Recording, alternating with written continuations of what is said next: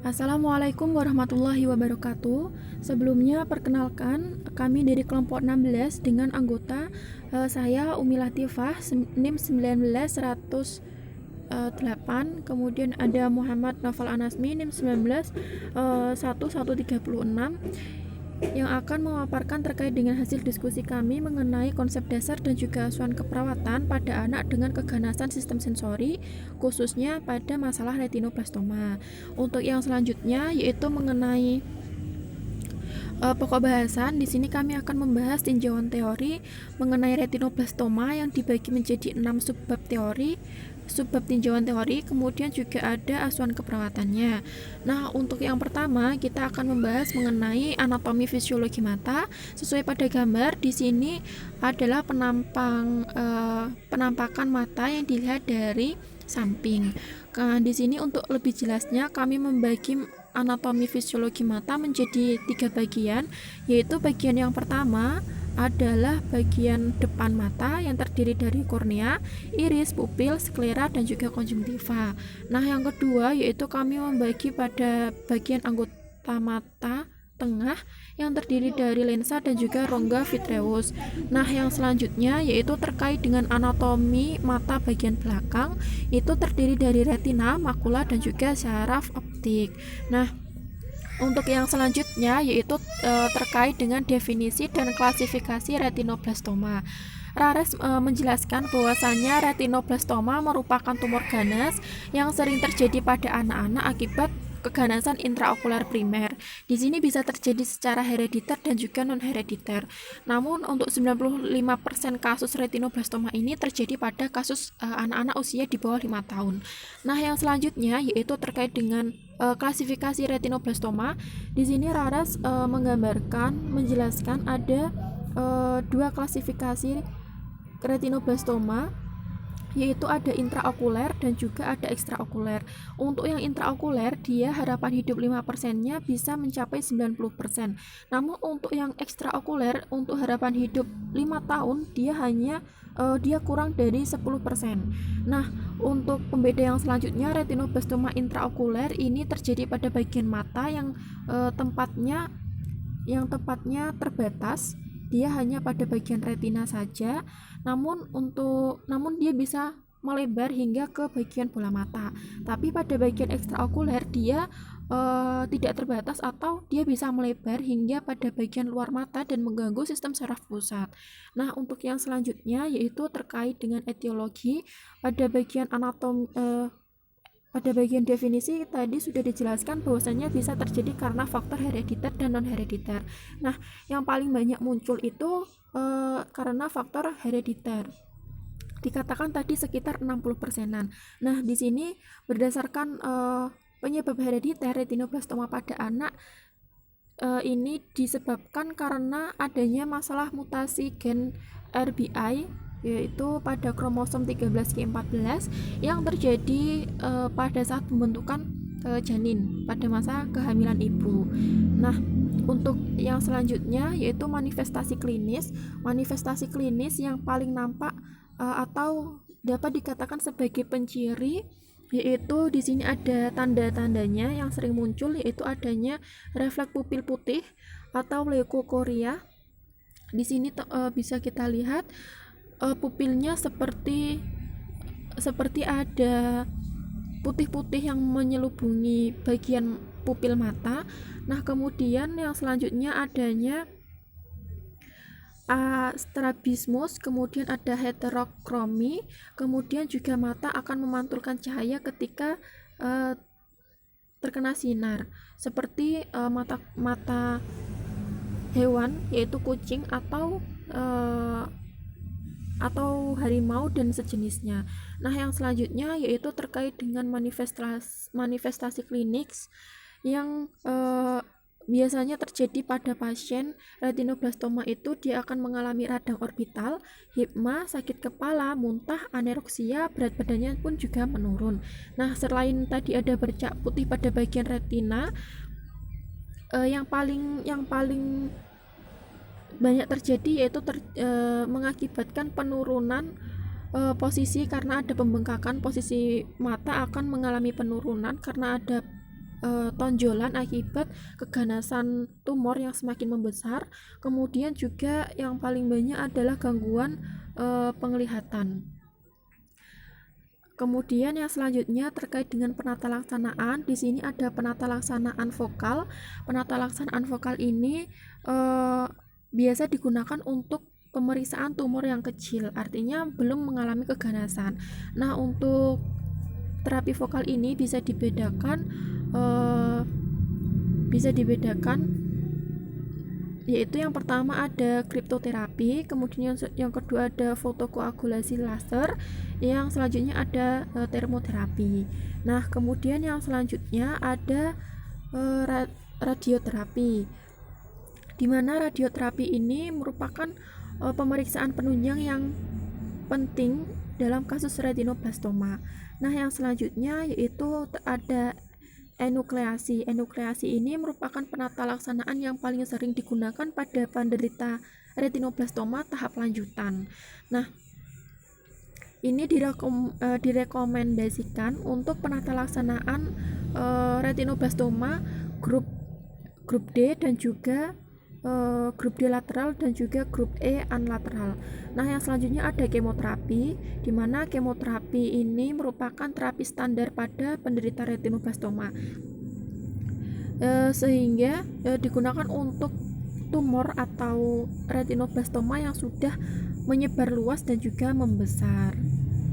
Kemudian yang selanjutnya yaitu ada terapi baru. Di sini terapi barunya dibedakan menjadi CAC, yang mana difokuskan untuk membantu memasukkan obat kemoterapi ke dalam mata sehingga dapat mengurangi tingkat konsentrasi obat sistemik. Kemudian yang kedua yaitu ada kemoterapi intravitreal, di mana ini digunakan untuk retinoblastoma intraocular vitreous shading dengan respon yang buruk terhadap kemoterapi intravena. Kemudian yang selanjutnya ada pemeriksaan penunjang. Nah, pemeriksaan penunjangnya di sini menurut Taba dan Ernest tahun 2020 bisa dilakukan dengan ultrasonografi, CT scan dan MRI. Nah, salah satu beberapa pemeriksaan penunjang yang bisa dilakukan yaitu dengan pemeriksaan ex foto, di mana untuk mengetahui klasifikasi tumor dengan keakuratan 60 sampai dengan 70%. Nah,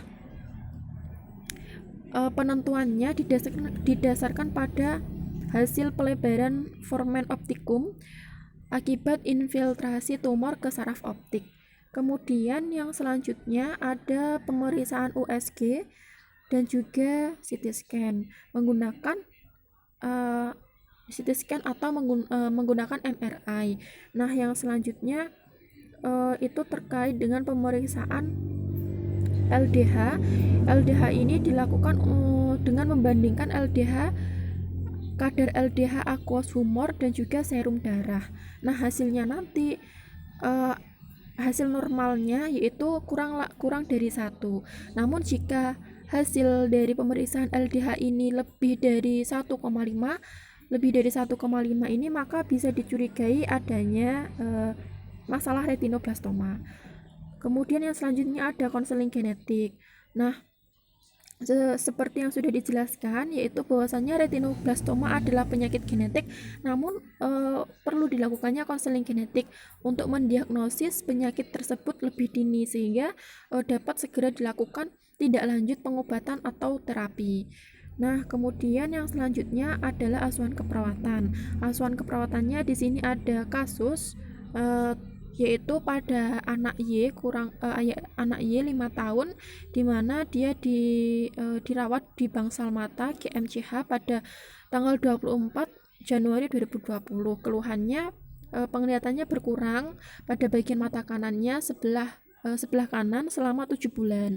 Nah, ini keluar cairan dari mata itu sudah 2 bulan. Kemudian ada bengkak tonjolan seperti masa selama 2 bulan disertai dengan nyeri dan juga gatal yang hebat, itu sudah selama 2 minggu untuk nyeri dan juga gatalnya.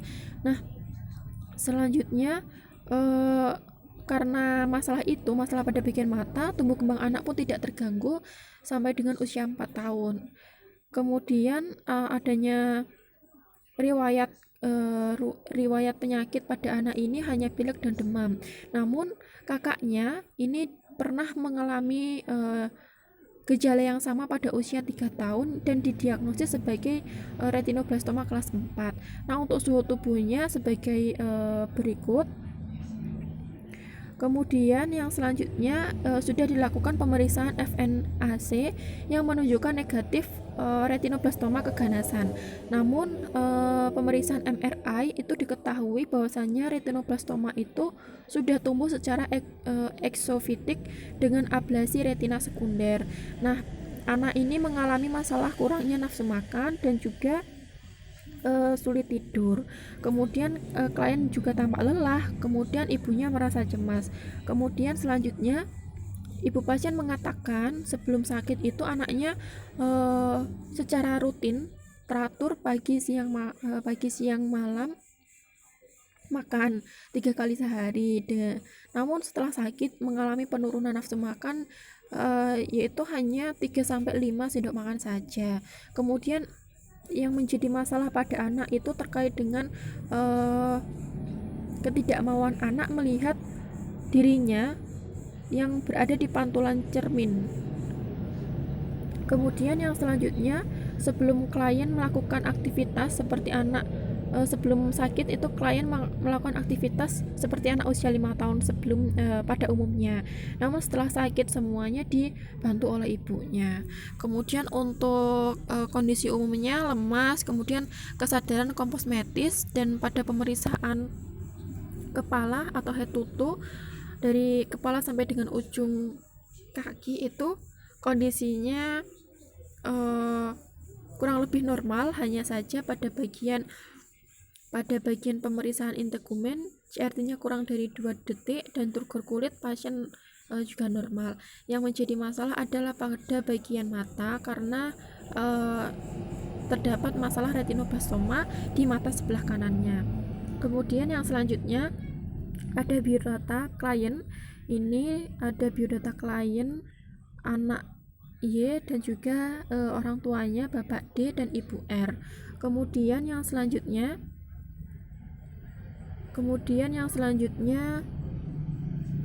yaitu terkait dengan identitas saudara kandung. Seperti yang dijelaskan pada kasus, memiliki saudara kandung namun nama dan usia tidak terkaji, memiliki masalah retinoblastoma pada usia 3 tahun. Kemudian yang selanjutnya ada riwayat kesehatan sekarang, itu tadi juga sudah dipaparkan pada kasus terasa nyeri pada bagian mata kanan, dan juga ada masalah pandangan kabur akibat ada tanda retinoblastoma yaitu putih pada bagian pupilnya. Nah, yang selanjutnya adalah riwayat keluhan utama dan riwayat keluhan pada saat pengkajian. Ini tidak ada mual muntah, namun ibunya mengatakan nafsu makannya menurun. Nah, kemudian juga untuk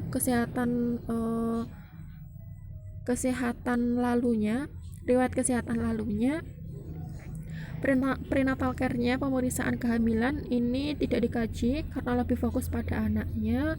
Kemudian ada keluhan selama hamil, ibunya rutin memeriksakannya dan tidak ada kelainan apapun. Riwayat berat badan tidak terkaji, riwayat imunisasi tidak terkaji, dan golongan darahnya adalah A. Nah, yang selanjutnya yaitu natal atau kelahiran anak. Kemudian dilanjutkan dengan pengkajian postnatal. Kemudian setelah itu berpindah pada pengkajian riwayat kesehatan keluarga. Nah, langsung saja. Ini adalah genogramnya. Genogramnya di sini yaitu ini adalah kliennya dengan masalah retinoblastoma, dan di sini tadi di kasus juga sempat dituliskan bahwasanya mbah buyutnya memiliki riwayat retinoblastoma dan juga memiliki saudara yang saudaranya ini memiliki masalah atau gejala yang sama. Kemudian untuk yang selanjutnya ada riwayat imunisasi namun tidak terkaji, dan ini riwayat tumbuh kembang serta perkembangan tiap tahap usia anak. Kemudian selanjutnya yaitu terkait dengan riwayat nutrisi yang meliputi pemberian ASI, kemudian juga pemberian susu formal dan juga pola perubahan nutrisi ini didapatkan hasil seperti ini. Kemudian untuk riwayat psikososialnya terdiri dari tempat tinggal, kemudian juga dikaji pula lingkungan rumahnya dan juga kondisi rumah pasien dekat atau tidaknya dengan tempat sekolah, tempat bermain dan pelayanan umum lainnya. Next slide. Untuk yang selanjutnya ada riwayat spiritual. Nah, riwayat spiritual ini yang dikaji mengenai support system keluarga, mengingat masalah ini terjadi pada anak usia 5 tahun. Kemudian juga selanjutnya ada reaksi hospitalisasi. Kemudian yang selanjutnya ada aktivitas sehari-hari. Ini adalah aktivitas yang dilakukan anak sebelum dan juga saat sakit itu seperti apa. Kemudian juga pemenuhan cairan pada anak sebelum sakit dan juga saat sakit itu seperti apa. Kemudian yang selanjutnya mengenai eliminasi sama BAK dan BAB sebelum sakit dan setelah dan saat sakit itu seperti apa, dan ini digambarkan pada tabel berikut. Yang selanjutnya yaitu istirahat dan juga tidur. Istirahat dan juga tidur klien ini yang tidak mengalami masalah, yaitu pada pola tidurnya sama, tetap tidur selama 9 jam, lama waktunya sebelum sakit 9 jam dan juga saat sakit pun juga 9 jam. Yang membedakan adalah jam tidur dan juga kebiasaan bermain. Nah, pada saat jam tidur siang ini klien tidak bisa tidur, cuma untuk jam tidurnya pada malam hari tetap 9 jam. Kemudian yang selanjutnya olahraganya juga mengalami perubahan. Nah, untuk pengkajian yang selanjutnya yaitu terkait dengan personal hygiene dan juga aktivitas dan mobilitas fisik. Nah, kemudian untuk pemeriksaan fisiknya secara umum kondisi klien pada saat dirawat yaitu mengalami keluhan penglihatan yang penglihatannya berkurang selama kurang lebih 7 bulanan, dan ada cairan mata selama 2 bulan, bengkak 2 bulan, dan nyeri disertai gatal hebat selama 2 minggu. Kemudian next, ini adalah pemeriksaan fisik yang dilakukan pada klien.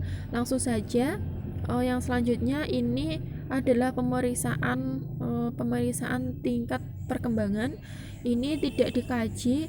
Kemudian untuk tes diagnostiknya pada kasus juga sudah disebutkan bahwasanya klien melakukan pemeriksaan MRI.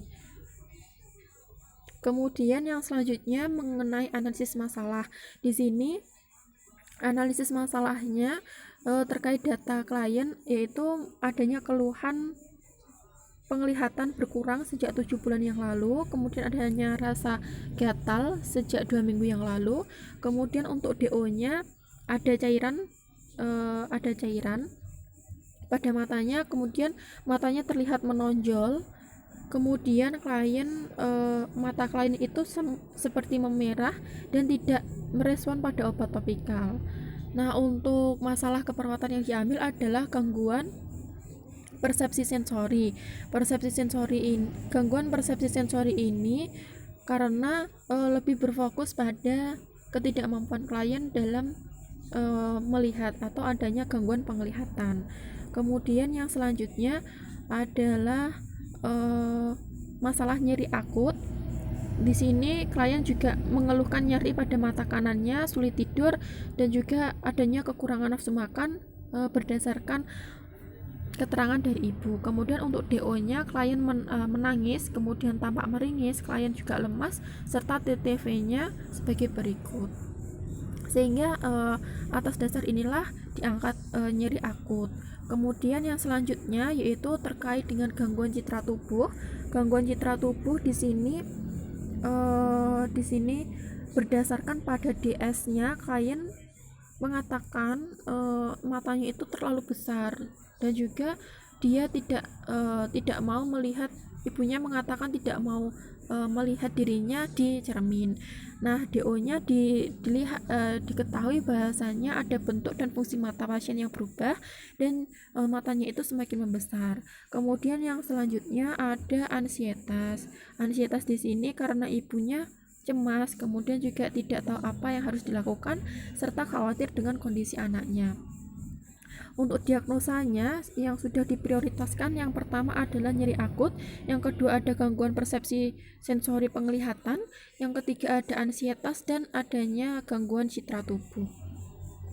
Kemudian yang selanjutnya terkait dengan intervensinya, di sini kami untuk mengatasi masalah nyeri akut, yaitu masalah nyeri akut, kami mengambil intervensi manajemen nyeri akut.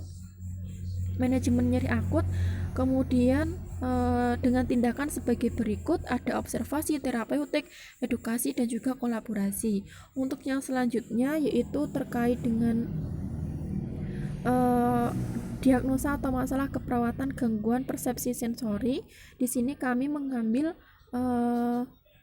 intervensi meminimalisasi rangsangan dengan tindakan meliputi observasi, terapeutik, dan juga edukasi.